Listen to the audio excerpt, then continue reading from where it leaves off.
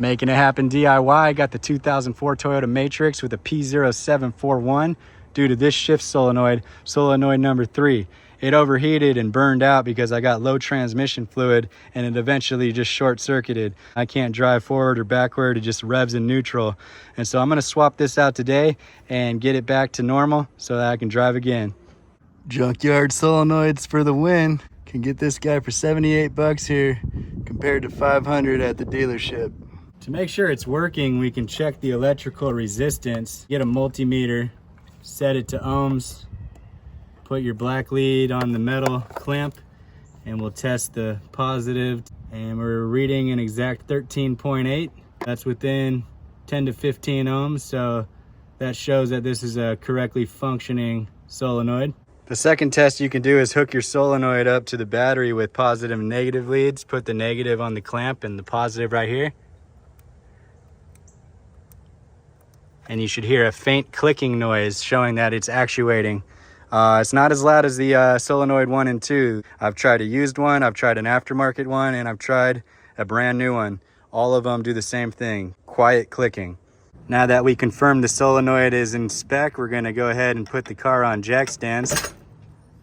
Put an oil pan underneath and remove the drain plug. Mine's stripped on a previous repair, so I put some high temperature silicone sealant on there. This repair, I'm gonna put a new transmission pan altogether. So here's the new transmission pan. It's got a perfect drain plug, no strip. I already installed a gasket on there as well. The drain plug takes a 14 millimeter. All the other 18 bolts gonna be a 10 millimeter. I used my 10 millimeter wrench to loosen them all up, but I'm actually gonna use my power tool to get them out of there. Just leave a couple bolts halfway unscrewed so that whenever you drop this pan here and it drains, it doesn't fall all the way off.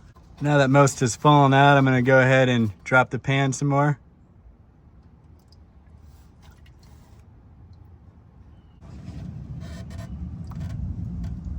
All right, so got the old pan out of there. And we're gonna leave this oil pan here just because it's gonna continue dripping as we work. Here's your transmission in all its glory. You got 3 solenoids in the back, 1, 2, and 3.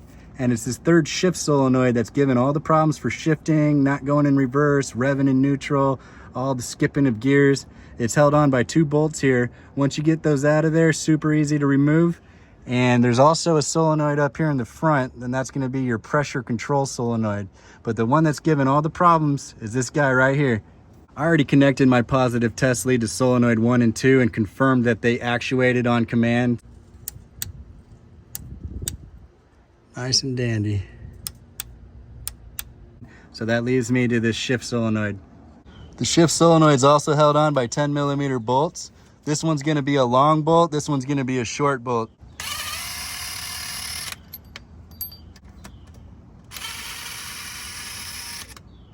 So your first one's a long, second one's short. Super easy electrical connection to remove. Just go up in there with a flathead or whatnot and remove that tab. Now that that's removed, this piece comes out very easily. You just gotta slide it backward. It's only held on by that little tiny nipple. And there it is. So my transmission fluid was getting super low. I've tried to seal everything and I've tried to stop the leak. I top off the fluid every few weeks, but it just will not stay full. The one thing you do want to do is clean your pan, including these little magnets. They just come off and they line up right here at these little markers.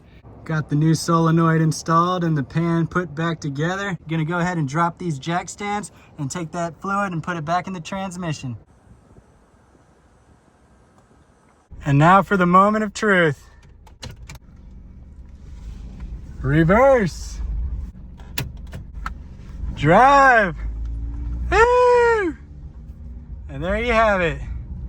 255,000 miles and counting. And that's how you do it yourself. Save money and prosper.